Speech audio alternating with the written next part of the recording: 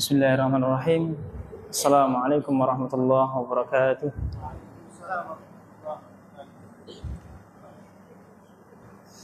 Innal hamdalillah wassalatu wassalamu ala Rasulillah wa ala alihi wa ashabihi wa mawalah. Rabbi shrah li sadri wa yassir li amri wa hlul 'uqdatam min lisani yafqahu qawli. Allahumma la sahla illa ma ja'altahu sahla wa anta taj'alul hazna idza syi'ta sahla sahilan amruna. Allahumma ati nufusana taqwaha wa zakkiha anta khairu man zakkaha anta waliyuha wa maulaha. Gimana kabarnya Bapak? Sehat semuanya nggih? Alhamdulillah. Syukur alhamdulillah. Mohon izin saya menggantikan Ustaz Wahid. Nanti kalau misalnya ada beberapa teknis yang kurang pas, sampaikan saja. Yeah. Saya diamanahi untuk menyampaikan kitab tajwid, ya, mengenai tajwid. Oh, kurang dekat. Ya. Jadi kemarin pembahasan sudah sampai halaman 33, ya. Beliau hari ini izin ke Bengkulu karena nanti ada agenda untuk ujian S2-nya di Solo. Semoga dimudahkan urusannya. Baik.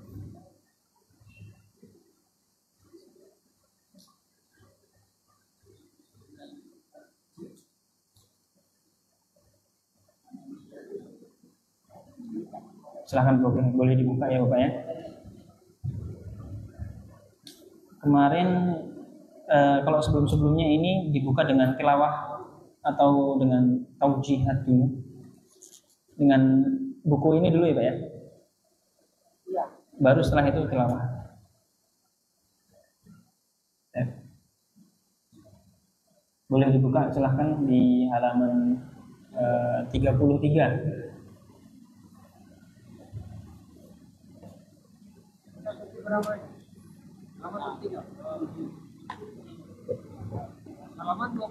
Halaman 33. Ya, 33 bagian sebelah kanan.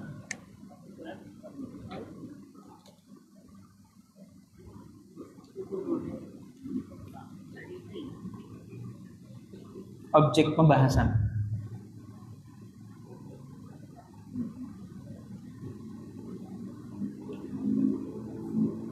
33.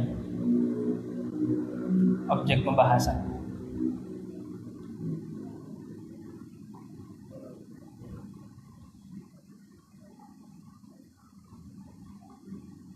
Objek bahasan. Ya.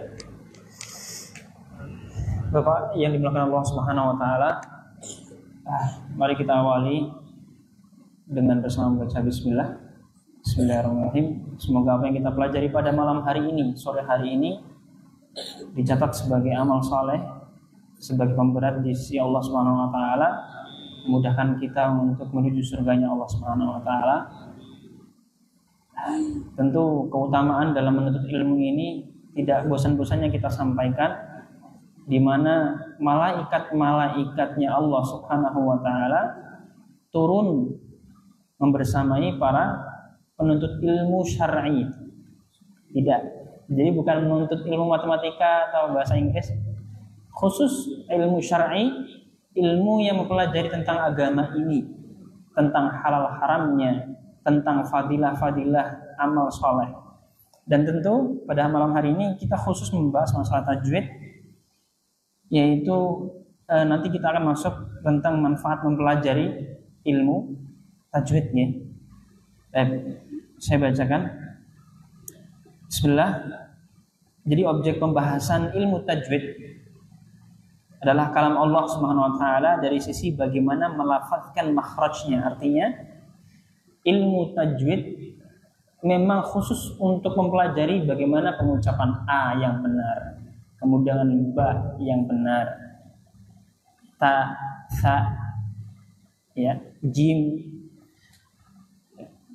secara sempurna. Secara sempurna ini artinya sebagaimana yang Allah Subhanahu wa taala talkinkan kepada malaikat Jibril, kemudian malaikat Jibril mentalkinkan kepada Nabiullah Muhammad sallallahu alaihi wasallam.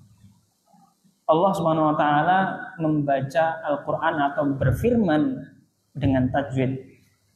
Contoh ketika ada ayat berbunyi Bismillahirrahmanirrahim, itu bacanya dengan tajwid, tidak sekedar Bismillahirrahmanirrahim. Meskipun artinya bisa dipahami, tetapi khusus ketika membaca Al-Quran, maka Allah pun dengan tajwid, malaikat Jibril pun dengan tajwid, Nabiullah Muhammad SAW kemudian membacakan dengan tajwid kepada para sahabat, kemudian sampai ke kita. Bismillahirrahmanirrahim. Yang mat panjang, kemudian yang ro yang tebal ditebalkan, yang ha dibaca ha, tidak kemudian Bismillahirrahmanirrahim. Ya. Yang seharusnya hi menjadi hi, misalnya seperti itu. Membacanya dengan sempurna dan menyempurnakan sifat-sifatnya tanpa melampaui batas. Artinya setiap huruf, ya, oleh ulama qiraat atau ulama qurra atau ulama-ulama qiraah ini sudah dibagi-bagi. Oh, huruf hamzah itu ada sifatnya. Contohnya sifatnya adalah jahar, jelas. Maka nggak boleh hamzah atau alif itu dibaca nggak jelas. Tapi dibaca jelas. A, I, U. Kemudian do dibaca istitolah. Ada sifat namanya istitolah, artinya agak ditahan. Dan ini sifat ini berada di huruf bo. Ya, contoh bacaannya walau do, ya, itu ada sedikit ditahan ketika tasydidnya. Jadi tidak walau do, tapi ada walau ini, ya, ada sedikit tertahan. Itu sifat dari huruf do. Kemudian ada sifat yang disebut dengan hamas. Hamas itu apa? Hamas mendesis atau mengeluarkan udara, ya. Seperti huruf sha, sa, kemudian ha, so. Itu tidak bisa kalau ha itu atau sa ini tidak mengeluarkan udara, ya. Terutama huruf yang paling sering kita luput atau kita salah itu ketika ta yang disukunkan. Ya, contoh katabat aydihim atau kasabat aydihim. Ta di sini ketika sukun ada sedikit hamas atau udara yang keluar. Tidak boleh berlebihan, ya, melampaui batasnya, ya. Kenapa? Karena sebagian dari kita ada yang sampai tanya itu ketika sukun kasabat, tabat. Ini menurut beberapa ulama qurra ini sudah melampaui batas atau berlebihan. Karena ta ini ketika disukunkan sedikit saja keluar udaranya, jangan sampai banyak-banyak. Kalau banyak-banyak jadinya seperti sin. Tabat. Nah, padahal ini huruf ta yang seharusnya dibaca tabat, ya, tabat. Nah, ini. Kalau rata-rata teman-teman kebanyakan membaca tabat yada. Ta memiliki memiliki sifat yang namanya hamas, mengeluarkan sedikit udara, ya. Tidak melebihkan, tidak melampaui batas. Ya. Banyak sekali ketika teman-teman mengucapkan huruf wo, coba Pak, wo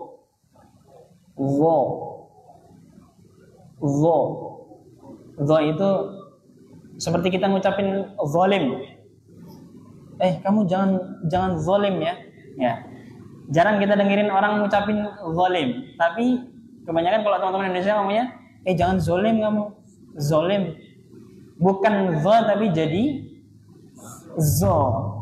Zo ini enggak ada. Ya. Kenapa enggak ada? Karena zai itu bukan o bentuknya, tapi fathah terbuka. Ya. Maftuh za. Sedangkan zalim itu menggunakan huruf zo, bukan zai. Begitu. Zo dengan za berbeda. Ini yang harus kita ketahui, yaitu sifat dan cara pengucapan huruf itu harus betul-betul kita jaga. Ya. Kemudian mengucapkannya dengan lembut tanpa dipaksa-paksa. Karena ada teman-teman ketika membaca sendiri itu bacanya karena pengen fasih gitu ya. Jadi bacanya Bismillah, berat. Jadi seolah-olah kita dengerinnya pun sudah agak berat gitu loh. Kok kayak gitu sih? Bacanya enggak nyaman. Beda dengan yang membacanya dengan tartil, ya, dengan tidak dipaksa-paksa. Ya, seperti para imam, ya. Seperti kalau Bapak sering mendengarkan murotal Syekh Misari Rasid, itu pertengahan. Jadi membacanya tidak kesusahan seperti itu. Adapun kalau dalam proses pembelajaran, ketika ada seorang guru kemudian membacakan atau mentalkilkan ayat, ya, dengan tujuan supaya murid ini bisa mengikuti bacaan dengan benar, maka di situ boleh sebagian ulama yang memperbolehkan membacanya dengan dipaksakan. Supaya apa? Supaya bisa membedakan mana huruf-huruf yang hampir mirip. Contoh, seperti banyak sekali ya, seperti so dengan sa, ya kan?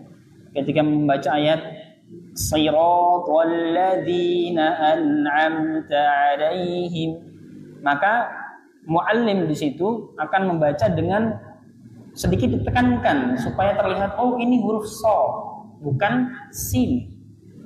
Kalau tidak ditekankan nanti bacanya jadi Siratal ladzina ya.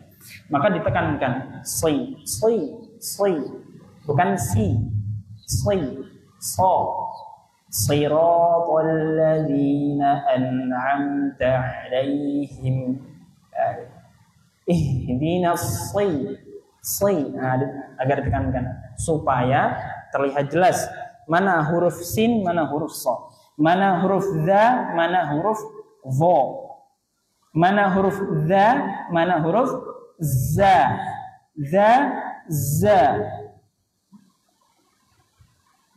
Semakin jelas bacaan, maka semakin jelas artinya, kan gitu.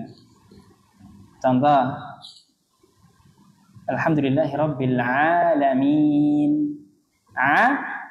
Alamin menggunakan ain.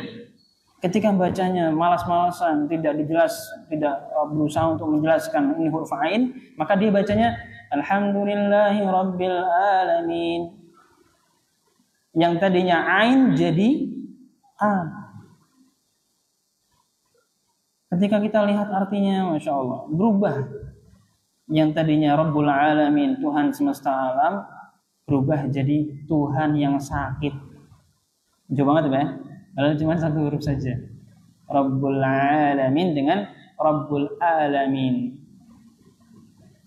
Maka penting bagi kita untuk berusaha semaksimal mungkin, sebisa mungkin melatih bacaan kita untuk mendekati fasih, yaitu mana huruf ain betul terbaca ain, kemudian so, kemudian bo, kemudian po, seperti itu.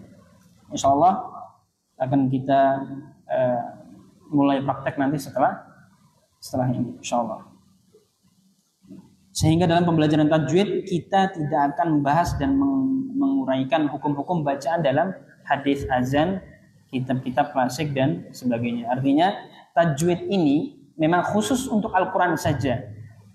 Sedangkan ketika seseorang membaca tajwid, membaca kitab-kitab turas, kitab-kitab ulama-ulama klasik, sahabat-sahabat dulu atau tabi'in zaman dulu, maka dia tidak perlu menggunakan tajwid. Ya. Khusus dengan Al-Quran, kita diperintahkan untuk membaca dengan tajwid. Mana yang gunnah digunnahkan, mana yang ikhfa, dengung itu didengungkan, mana yang izhar, jelas itu dijelaskan. Jadi nggak bisa baca Alhamdulillahirabbil an'amta alaihim atau an'amta alaihim. Sedangkan an'amta ini hukumnya jelas, tidak boleh didengungkan. Bacanya an'amta alaihim, ini jelas salah. Maka bacanya izhar, dibaca dengan jelas. An'amta alaihim. Gitu. Mana tajwid ini, ya, di mana tajwid ini dikhususkan untuk Al-Quran. Bahkan Al-Imam Al-Jazari, beliau menyebutkan dalam matannya, man lam yujawwidil Qur'ana asim. Beliau mengatakan, barang siapa yang membaca Al-Quran tanpa tajwid, bahkan berdosa. Menurut Imam Al-Jazari, adalah imam qurra, imamnya para qurra masalah tajwid. Kenapa? Li'annahu bihil ilahu anzala. Karena Allah Subhanahu wa taala menurunkan Al-Qur'an pun dengan tajwid. Ya, melalui malaikat Jibril kemudian dibacakan kepada Nabi Muhammad SAW pun dengan tajwid. Maka perlunya kita menjaga keutamaan, ya, keaslian dari bacaan Al-Qur'anul Karim, karena keutamanya luar biasa. Tajwid juga tidak membahas persoalan variasi bacaan, ya, makna kemudian tafsir Al-Quran, meskipun seluruh cabang ilmu tersebut saling berkaitan satu dengan yang lainnya. Tajwid tidak membahas masalah nada, itu ada sendiri. Ya, tajwid membahas masalah hak-hak huruf, yaitu sifatnya tadi, ada yang jelas, ada yang agak lentur, ada yang mendesis sedikit. Nah, itu sifat-sifat dari huruf Al-Quran. Kemudian selanjutnya, manfaat mempelajari tajwid. Beberapa ulama kemudian memberikan setidaknya ada 3 manfaat yang perlu kita ketahui dari mempelajari ilmu tajwid. Yang pertama adalah menjaga lidah dari lahan. Lahan ini istilah dalam ilmu tajwid, artinya kesalahan. Terbagi menjadi 2 model kesalahan. Ada lahan jali, yaitu kesalahan yang berat. Contoh, an'amta menjadi an'amtu. Ya, an'amta jadi an'amtu. Yang tadinya hurufnya fathah, bacanya an'amtu. Alhamdulillahirabbil alamin arrahmanirrahim maliki yaumiddin. Iya kan? An'amta alaihim ghairil maghdubi alaihim. Karena kalau misal dirubah menjadi dhammah atau menjadi kasrah, ini artinya lompat jauh sekali. An'amta artinya yang telah engkau beri nikmat, sedangkan an'amtu artinya yang telah aku beri nikmat, sedangkan an'amti adalah yang telah kamu perempuan beri nikmat. Hanya harokat saja ketika salah membacanya itu bisa merubah arti, dan ini masuk dalam kategori kesalahan berat.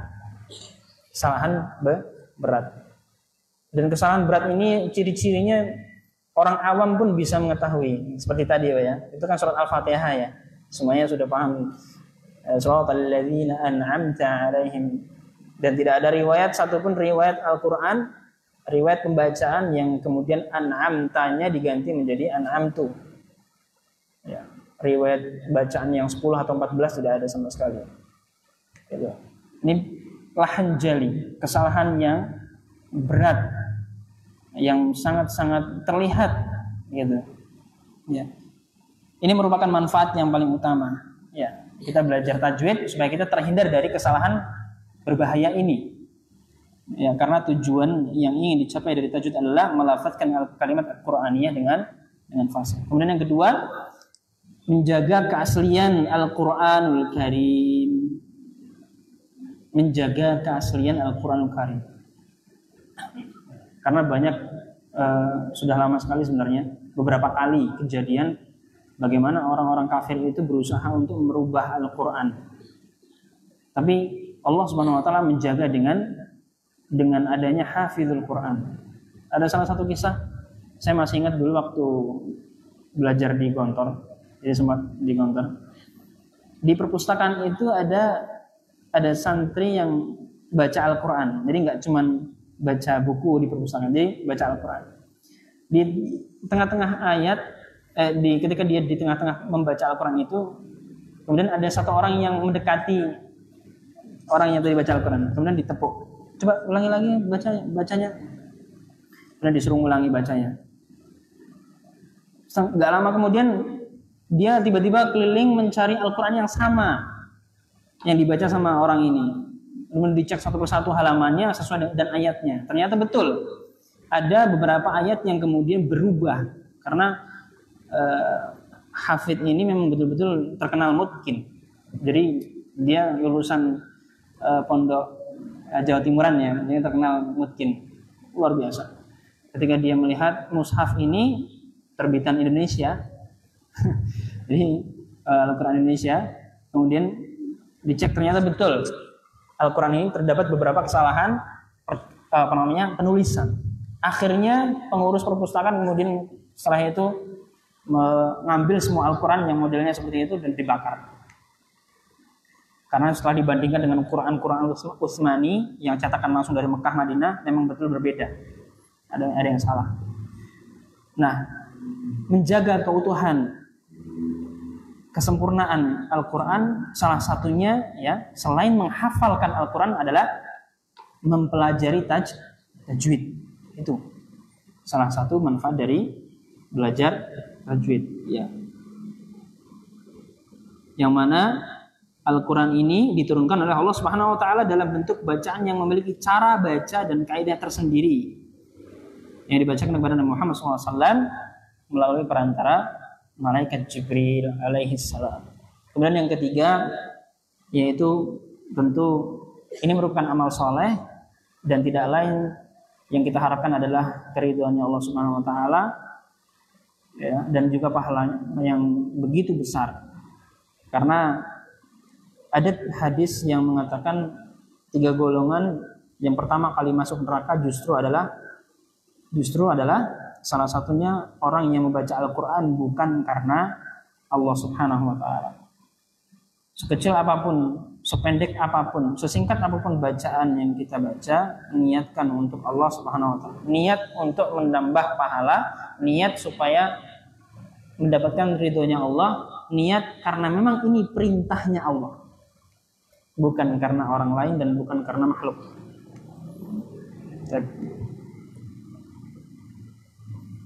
Ya. Di halaman selanjutnya, ya, membaca Al-Quran dengan benar tanpa mengubah makna wajib dilakukan oleh setiap pembaca Al-Quran. Terlebih para penuntut ilmu, terlebih para pengajar ya, mohon maaf, dan penghafal Al-Quran. Karena ketika seorang pengajar atau penghafal Al-Quran dia bacaannya salah, otomatis yang mengalir bukan pahala tapi dosa, naudzubillah. Jadi pengajar ngajarin dengan bacaan yang salah, kemudian seorang penghafal dia ngafalin ayat yang bacaannya salah, seperti tadi an'amta harusnya jadinya an'amtu, dan itu ternyata sudah dihafal, naudzubillah ya. Para imam serta para adai atau mubalik. Oleh karena itu mempelajari cara membacanya jelas akan mendapatkan limpahan kebaikan karena bagian dari menjaga syiar-syiar Islam dan melaksanakan perintahnya Allah Subhanahu wa taala. Alhamdulillah, mungkin cukup sekian untuk materinya. Setelah ini kita akan melanjutkan dengan tilawah dan tahsin sebagaimana yang diamanahkan oleh Ustaz Wahid kepada kami. Ya. Silahkan Bapak untuk yang membawa mushaf silahkan dibuka kemarin sudah sampai surat Al-Fatihah. Kemarin Al-Fatihah ya. Baru bismillah ya. Karena Al-Fatihah ini menjadi syarat sahnya sholat. Ketika seorang imam bacaan Al-Fatihahnya salah, maka menurut Al-Imam Syafi'i dan Imam Maliki, setahu saya, dibolehkan seseorang itu untuk mengulangi sholatnya ketika dia bermakmum di belakang imam yang bacaannya Al-Fatihahnya salah. Maka dari itu Al-Fatihah menjadi rukun dari sholat fardu, bahkan sholat sunnah ya. Kalau sholat sunnah nggak baca surat pendek itu tidak apa-apa, tapi kalau tidak baca Al-Fatihah, 4 mazhab ulama ini sepakat sholatnya harus diulang. Sholatnya harus diulang. Kalau sholat maghrib isya mungkin kita bisa mendengarkan imam, karena boleh. Ada sebagian mazhab yang mengatakan tidak mengapa tidak membaca Al-Fatihah, tapi dia mendengarkan bacaan imam. Dan itu dalilnya wa idza quri'al Qur'an fastami'u lahu wa ansitu la'allakum turhamun. Apabila Al-Qur'an dibacakan, maka dengarkan dan perhatikan supaya kamu mendapatkan rahmat. Dan ini menjadi dalil bahwa orang atau makmum boleh tidak membaca Al-Fatihah ketika mendengarkan imam membaca Al-Fatihah, yaitu di surat maghrib, isya, subuh. Sedangkan di sholat-sholat yang sir, yang imam tidak membaca Al-Fatihah, maka lebih baik kita membaca. Itu lebih aman. Insya Allah Al-Fatihah tidak susah ya Pak ya. Semuanya sudah hafal. Insya Allah. Masih salah. Oke. Selama kita mau berusaha untuk memperbaiki bacaan itu, Allah Maha Pemurah. Allah Maha tahu usaha kita. Yang dilihat adalah usaha kita.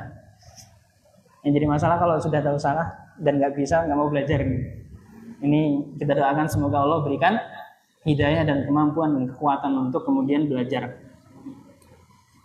Bagi yang sudah belajar tentu semoga Allah istiqomahkan dan kemudian mengajarinya.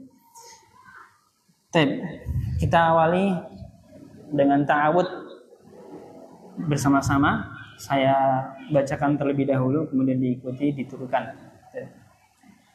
A'udzu billahi minasy syaithanir rajim. 1 2 3. A'udzu billahi minasy syaithanir rajim. Bismillahirrahmanirrahim. Bismillahirrahmanirrahim. Bismillahirrahmanirrahim. Bismillahi, di situ ha besar, kemudian ar-Rahman, ra tebal, kemudian ha tipis atau berat, ya. Ar-Rahman, ra tebal, kemudian ha di situ, ar-Rahim, him, ha tipis. Kita ulangi bersama-sama. Bismillah. 1 2 3. Bismillahirrahmanirrahim. Sekali lagi. Bismillahirrahmanirrahim. Ar-Rahmanu, Ar-Rahmani. Ya, kalau Ar-Rahmanu sendiri Pak jadi domah ya. Tapi kalau misalnya ayat ini kasrah ya. Ar-Rahmani, bersama-sama. Ar-Rahmani.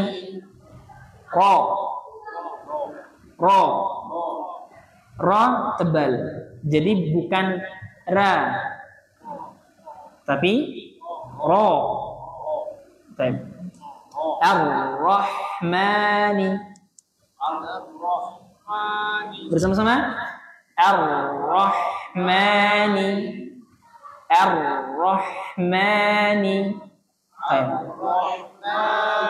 Bismillah. Bismillahirrahmanirrahim. Kalau teman-teman Bengkulu ini, saya kebetulan bapak Bengkulu, saya orang Jawa. Bapak itu dulu ketika baca Al-Quran, ra itu jangan o, ra. Bismillahirrahmanirrahim. Dulu waktu saya masih di di bangku SMP ya, ketika itu saya masih ingat.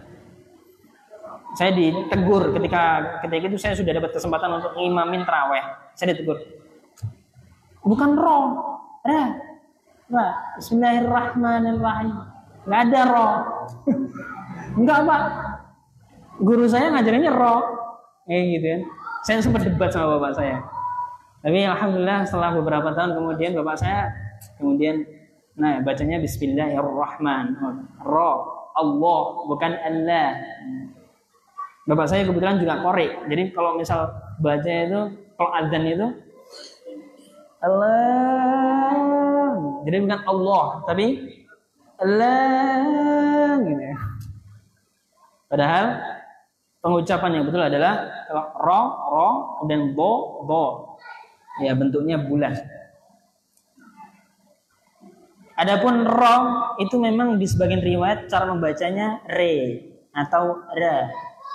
Tapi kita belum belajar itu. Kita ulangi dengan dari Bismillah bersama-sama. 1, 2, 3. Bismillahirrahmanirrahim. Ayat pertama, ayat kedua, mohon maaf. Saya bacakan. Makasih, Pak. Alhamdulillahi Rabbil Alamin. Saya ulangi sekali lagi. Alhamdulillahi Rabbil Alamin. Bersama-sama. Alhamdulillahi Rabbil Alamin. Rabbil ada sebagian dari kita ada yang bacanya bila. Tidak. Lam ini tidak terpantul. Alhamdulillahi Rabbil Alamin. Bersama-sama. Alhamdulillahi Rabbil Alamin. Sekali lagi. Alhamdulillahi Rabbil Alamin. Kalau misal mau dibuka lagi, boleh. Supaya terbiasa dengan pengucapan A itu buka A. Ya, kita buka lagi dikit ya. Alhamdulillahi Rabbil Alamin. 1, 2, 3. Alhamdulillahi Rabbil Alamin. Biasanya dicoba satu-satu atau bersama-sama saja? Baru. Kita pengenalan dulu berarti ya. Kita pengenalan dulu, kita baca dari ayat 1 sampai terakhir. Supaya ada gambaran, oh bacanya seperti ini. Bersama-sama sekali lagi. Alhamdulillah, 1, 2, 3. Alhamdulillahi Rabbil Alamin. Selanjutnya saya bacakan 2 kali. Ar-Rahmanir-Rahim. Ar-Rahmanir-Rahim. 1, 2, 3. Ar-Rahmanir-Rahim. Ar-Rahmanir-Rahim. Ma tidak terlalu panjang, cukup seperti mengayunkan. Ar-Rahmanir-Rahim. Bersama? Ar-Rahmanir-Rahim. Him. Hahihubah. Gampang ya. Ar-Rahmanir-Rahim. Ar-Rahmanir-Rahim. Kuncinya ha ini keluar di mana? Agak atas ini. Kalau ha di bawah. Ha. Ah, ha. Sedangkan ha. Sini kerasa apa? Ha. Ah, yang ini ha. Tegas. Ha. Pedes ya. Seperti itu. Semakin jelas semakin baik karena bisa membedakan antara ha dengan ha. Oke. Kita ulangi Ar-Rahman 1 2 3. Ar-Rahmanir-Rahim. Baik, kita ulangi dari bismillah Pak bersama-sama. 1 2 3. Bismillahirrahmanirrahim. Alhamdulillahi rabbil alamin. Ar-Rahmanir-Rahim. Saya bacakan 2 kali. Maliki mencucu. Maliki yaumiddin. Bukan middin. Middin. Di ke samping.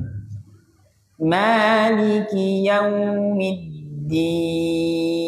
Bersama-sama. Maliki yaumiddin.